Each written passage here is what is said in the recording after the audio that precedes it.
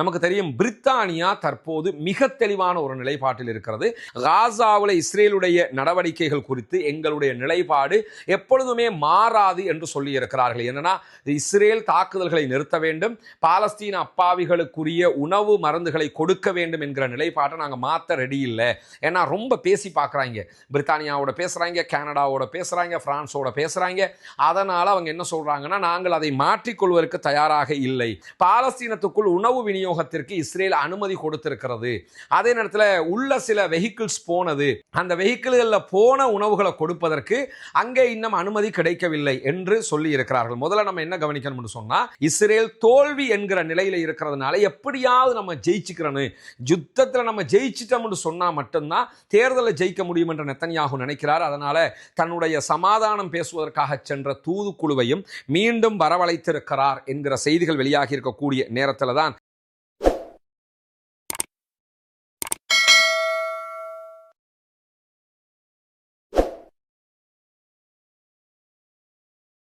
அஸ்ஸலாமு அலைக்கும் வரஹ்மத்துல்லாஹி வபரகாத்துஹு. பேரன்பிற்கினிய சகோதர சகோதரிகளே, நம் அனைவர் மீதும் ஏக இறைவனுடைய அமைதியும் கருணையும் உண்டாகட்டுமாக என்கிற உயரிய பிரார்த்தனைகளோடு பாலஸ்தீனத்தினுடைய காசா பகுதிகளில் என்னவெல்லாம் நடக்கிறது என்கிற செய்திகளை கடந்த 593 நாட்களாக நம்ம தொடர்ந்து பார்த்து வர்றோம். இன்றைக்கு 594வது நாளாகவும் என்னவெல்லாம் நடந்து கொண்டிருக்கிறது என்கிற செய்திகளை தான் நம்ம பார்க்க இருக்கிறோம்.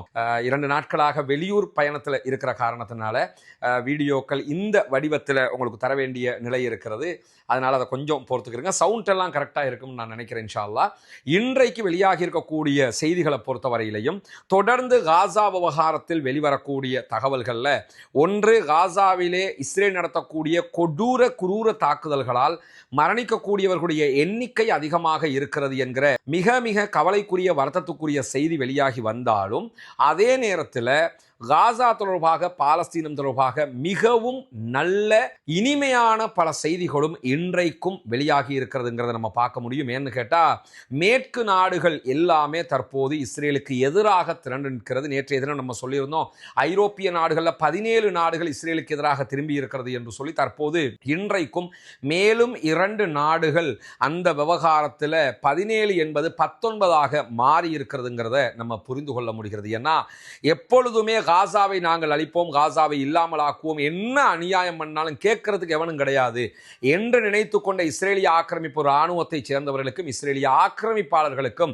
சிம்ம சொப்பனமாக தற்போது நடந்து வரக்கூடிய நிகழ்வுகள் மாறி இருக்கிறது. குறிப்பாக இஸ்ரேலுக்கு எதிராக ஐரோப்பிய நாடுகள் வெளிப்படையாக பேச ஆரம்பித்திருக்கிறது.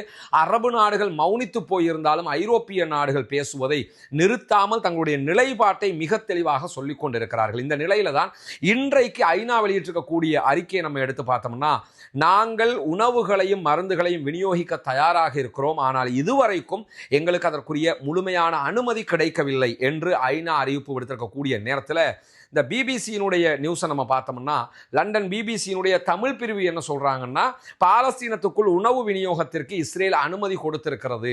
அதே நேரத்தில் உள்ள சில வெஹிக்கிள்ஸ் போனது, அந்த வெஹிக்கிள்களில் போன உணவுகளை கொடுப்பதற்கு அங்கே இன்னும் அனுமதி கிடைக்கவில்லை என்று சொல்லி இருக்கிறார்கள். முதல்ல நம்ம என்ன கவனிக்கணும்னு சொன்னா, இந்த உணவு கொண்டு போகிற விவகாரத்துக்கும் ஐநாவுக்கும் எந்த சம்பந்தமும் கிடையாது.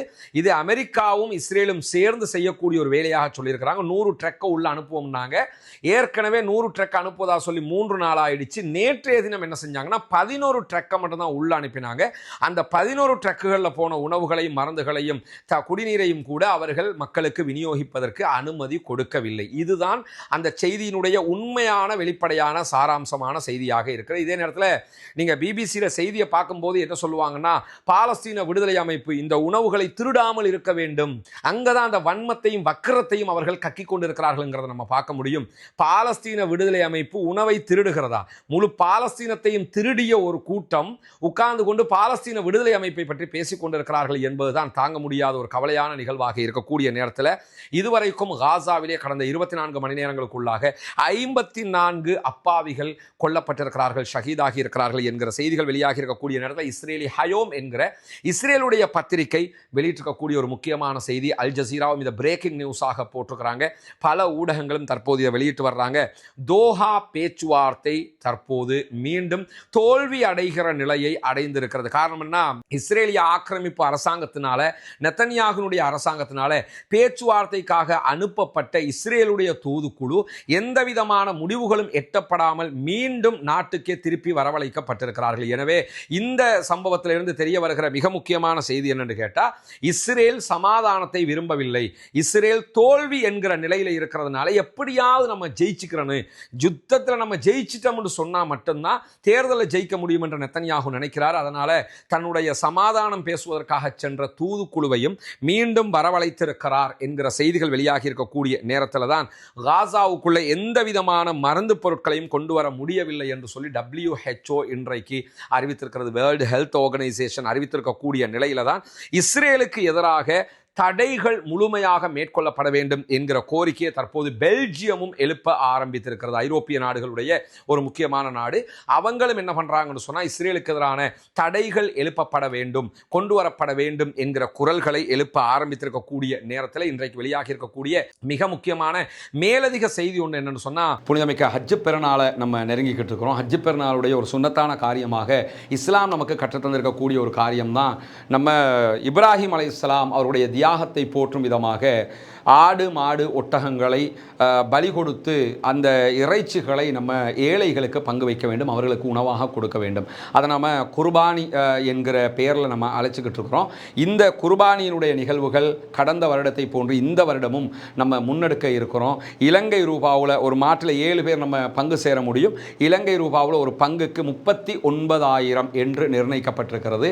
இந்த குர்பானி பங்கீட்டில் இணைந்து கொள்ள விரும்புகிற சகோதரர்கள், நீங்கள் எந்த நாட்டைச் சேர்ந்தவர்களாக இருந்தாலும் முன்னால் தெரிகிற நம்முடைய வங்கி கணக்கிலக்கத்திற்கு நீங்கள் உங்களுடைய குர்பானி பங்குக்கான தொகையை வைப்பிலிட்டு விட்டு அக்கௌண்ட்டில் டிபாசிட் பண்ணிவிட்டு அதனுடைய ரெஃபரன்ஸை நமக்கு அனுப்பி தருமாறு கேட்டுக்கொள்வதோடு, அந்த அக்கௌண்ட்டுக்கு எங்களுக்கு வைப்பு செய்ய முடியாது என்று சொல்லக்கூடிய சகோதரர்கள் முன்னால் தெரிகிற வாட்ஸ்அப் மற்றும் தொலைபேசி இலக்கத்திற்கு நேரடியாக என்னை தொடர்பு கொண்டு அது தொடர்பான மேலதிக விவரங்களையும் நீங்கள் தெரிந்து கொள்ள முடியும். எனவே இதற்காக உதவக்கூடிய சகோதர சகோதரிகள், தாய்மார்கள், நண்பர்கள் அனைவரும் உங்களுடைய குர்பானி பிராணிகளை தந்து உதவும். நமக்கு தெரியும், பிரித்தானியா தற்போது மிக தெளிவான ஒரு நிலைப்பாட்டில் இருக்கிறது. இஸ்ரேல் செய்வது இன அழிப்பு, இஸ்ரேல் செய்வது பயங்கரவாதம் என்கிற வார்த்தைகளை எல்லாம் அவங்க பயன்படுத்த ஆரம்பிச்சிட்டாங்க.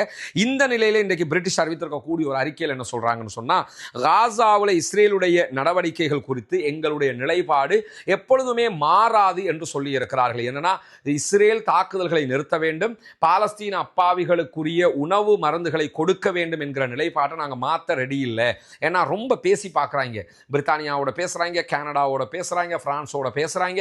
அதனால் அவங்க என்ன சொல்கிறாங்கன்னா, நாங்கள் அதை மாற்றிக்கொள்வதற்கு தயாராக இல்லை, காசாவில் நடக்கக்கூடிய கொலைகள் உடனடியாக நிறுத்தப்பட வேண்டும் என்று சொல்லிட்டு இஸ்ரேலிய நடவடிக்கைகள் குறித்த எங்களுடைய நிலைப்பாட்டில் எவ்விதமான மாற்றத்தையும் இஸ்ரேல் எதிர்பார்க்கவும் கூடாது என்கிற செய்திகளையும் சொல்லி இருக்கிறாங்க. இந்த நிலையில் நமக்கு தெரியும், இன்றைக்கு வாஷிங்டன் டிசியில் இஸ்ரேலுடைய தூதுவர் ஆலயத்தைச் சேர்ந்த ஒருவனும் இன்னொருவரும் சுட்டுக் கொல்லப்பட்டிருக்கிறார்கள். இந்த தாக்குதல் இன்றைக்கு வாஷிங்டன் டிசியில் நடைபெற்றிருக்கிறது. பாலஸ்தீனத்திற்கு ஆதரவான நிலைப்பாட்டில் இருக்கக்கூடிய ஒருவர் இந்த தாக்குதலை நடத்தி இருக்கிறார் என்கிறது வாஷிங்டன் டிசியினுடைய பாதுகாப்புத்துறை. எது எப்படி போனாலும் இந்த மாதிரியான தாக்குதல்களை ஒருபோதும் நாம் ஆதரிப்பதில்லை, ஆதரிக்கவும் கூடாது. ஏன்னா இப்படியான எந்த விதமான தனி மனித தாக்குதல்களையும் ஒருபோதும் இஸ்லாமும் அங்கீகரிக்கவில்லை என்கிறத நம்ம புரிஞ்சுக்கிறோம். ஏன்னா காசாவில் நடக்கக்கூடிய யுத்தம், அங்கே இருக்கக்கூடிய பாலஸ்தீன விடுதலை இராணுவத்தை சேர்ந்தவர்கள் இஸ்ரேலிய ஆக்கிரமிப்பு இராணுவத்திற்கு எதிராக சண்டையிடுகிறார்கள். அதுதான் ரியலான யுத்தமாக இருக்கிறது.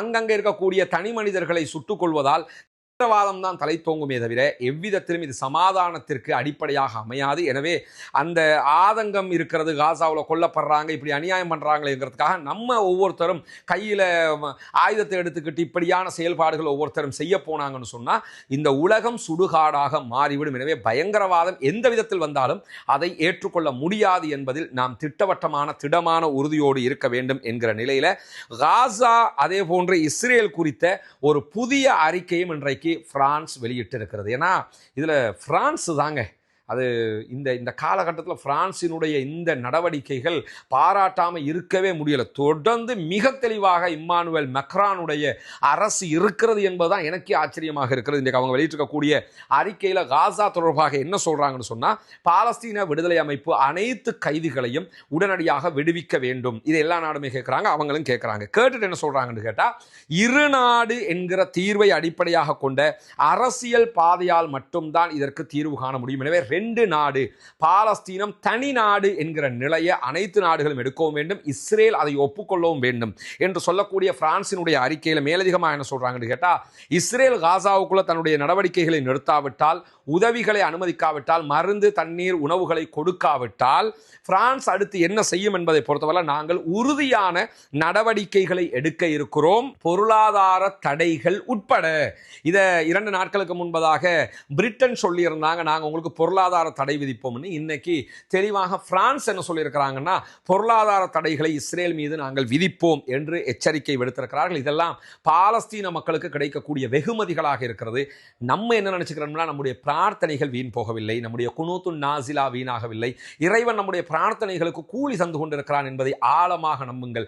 தொடர்ந்து அந்த பாலஸ்தீன மக்களுக்காக பிரார்த்திப்பதை நிறுத்தி விடாதீர்கள். ஏன்னா நம்ம கேட்கிற அந்த பிரார்த்தனைகள் தான் இன்றைக்கு இந்த விதமான ஒரு நல்ல மாற்றங்களுக்கு காரணமாகி கொண்டிருக்கிறது. நண்பர்களே, சகோதரர்களே, சகோதரிகளே, தாய்மார்களே, அதே நேரத்தில் இன்றைக்கு வெளியாகி இருக்கக்கூடிய இன்னும் ஒரு முக்கியமான அறிக்கையில் டெல் அவீவ்ல இருக்கக்கூடிய தன்னுடைய வெளியுறவு அலுவலகத்தை கட்டலோனியா மூடுகிறது என்கிற செய்தியும் வெளியாக இருக்கு. கட்டலோனியா ஸ்டேட் என்ன பண்ணியிருக்கிறாங்கன்னா, இனிமே நாங்கள் டெல் அவீவ்ல அலுவலகம் வைக்க மாட்டோம், ஏன்னா நீங்கள் காசா மீதான இந்த தாக்குதல்களை நிறுத்தாவிட்டால் உங்களோட தொடர்புகளை துண்டிக்கிறோம் என்கிற அறிவிப்பை இன்றைக்கு அவர்களும் விடுத்திருக்கிறார்கள். தொடர்ந்து எல்லாமே அப்படி கார்ட்ஸ் விழுகிற மாதிரி விழுந்துகிட்டே இருக்குது பாருங்களேன். அதே நேரத்தில் இன்றைக்கு கிரேக்கத்தினுடைய பிரதமர் ஒரு அறிக்கை வெளியிட்டிருக்கிறார். அதில் அவர் என்ன சொல்றாருன்னா, இஸ்ரேல் உடனடியாக காசாவிலே தன்னுடைய நடவடிக்கைகளை நிறுத்த வேண்டும், காசாவில் தாக்குதல்கள் நடத்தும் அப்பாவிகளை கொள்வது, கொலை செய்வது, இவற்றையெல்லாம் அவர்கள் உடனடியாக நிறுத்த வேண்டும். பாலஸ்தீன பகுதிகளுக்குள்ள உணவு அதே போன்று மருந்து பொருட்கள் போவதற்கு இஸ்ரேல் உடனடியாக அனுமதிக்க வேண்டும். இல்லை என்று சொன்னால் கண்டிப்பாக இஸ்ரேல் மீது நாங்களும் நடவடிக்கை எடுப்போம் என்று கிரேக்கமும் இன்றைக்கு அறிவித்திருக்கக்கூடிய செய்திகளும் வெளியாகி இருக்கிறது. இப்படி பல நாடுகளுடைய செய்தி ரொம்ப இனிமையாக, இந்த நாடுகள் எல்லாம் பலஸ்தீனுக்கு ஆதரவாக நிற்குமா என்று நம்ம நினைச்ச நேரத்தில் அல்லாஹ்வுடைய உதவியால, இறைவனுடைய அருளால இப்படியான மாற்றங்கள் வருகிற நேரத்தில் ஐரிஷின் வெளியுறவு அமைச்சர் இன்றைக்கு இஸ்ரேலிய அரசாங்கம் காசாவில் ஜெனோசைட் செய்து கொண்டிருக்கிறது, இன அழிப்பை செய்கிறது என்று இன்றைக்கு ஐரிஷினுடைய அமைச்சரும் செய்தி வெளியிட்டிருக்கிறது. மட்டுமல்லாமல் சட்டவிரோத இஸ்ரேலிய குடியேற்றங்களுடனான வர்த்தகத்தை தடை செய்கிற மசோதாவை நாங்கள் தயாரித்து கொண்டிருக்கிறோம். இஸ்ரேலுக்கு எதிராக ஒரு அமெண்ட்மெண்ட்டையே கொண்டு வர போறாங்க, ஐரிஷ் பார்லிமெண்ட்ல ஒரு சட்ட திருத்தத்தையே கொண்டு வர போறோம் என்று ஒருபடி மேலே போய் ஐரிஷ் இந்த அறிவிப்பை விடுத்திருக்கிறது என்கிற செய்திகளும் வெளியாகி கொண்டிருக்கக்கூடிய நேரத்தில் இன்றைக்கு பாலஸ்தீன விடுதலை அமைப்பினுடைய துணை ராணுவ குழு இஸ்ரேலிய ஆக்கிரமிப்பு ராணுவத்தினுடைய 6 இஸ்ரேலிய ஆக்கிரமிப்பு ராணுவத்தைச் சேர்ந்தவர்களை கொன்றிருக்கிறோம் என்கிற செய்திகளை வெளியிட்டிருக்கிறார்கள். பைத்லாஹியாவில் நடைபெற்ற ஒரு பயங்கரமான சம்பவத்தில், தாக்குதல் சம்பவத்தில் இந்த 6 பேரும் கொல்லப்பட்டிருக்கிறார்கள். இஸ்ரேலிய ராணுவ ஹெலிகாப்டர்கள் வந்து அந்த பிணங்களை அள்ளிக்கொண்டு செல்கிற காட்சிகளை அல் ஜசீராவும் இன்றைக்கு ஒளிபரப்பிக் கொண்டிருக்கிறது. அந்த வீடியோக்கள் எல்லாம் வெளியாகி இருக்கிறது. தொடர்ந்து இஸ்ரேலிய ஆக்கிரமிப்பாளர்கள் மீது பாலஸ்தீன விடுதலை ராணுவத்தைச் சேர்ந்தவர்கள் தாக்குதல்களை உக்கிரமாக நடத்தி வரக்கூடிய நேரத்தில் தான் இன்றைக்கு ஹூதிகளுடைய தலைவர் என்ன பண்ணாருன்னா, ஒரு அறிக்கையை வெளியிட்டிருந்தாரு. எங்களை ஒருபோதும் இஸ்ரேலால் தடுத்து நிறுத்த முடியாது என்று சொல்லியிருந்தார். இஸ்ரேலுடைய துறைமுகங்கள் மீது நாங்கள் தாக்குதல் நடத்துவோம் என்று அவர்கள் அறிவித்திருந்த நிலையில தான் இன்றைக்கு என்ன பண்ணாங்கன்னு கேட்டா, பென்குரியன் விமான நிலையத்தின் மீது மீண்டும் சரமாரி தாக்குதல்களை நடத்தி இருக்கிறார்கள். இஸ்ரேலுடைய பாதுகாப்பு அமைச்சர் இன்றைக்கு வெளியிட்டிருக்கக்கூடிய அறிக்கையில மில்லியன் கணக்கான மக்கள் இன்றைக்கு பங்கர்களை நோக்கி ஓடி இருக்கிறார்கள் என்று சொல்லி இருக்கிறார்.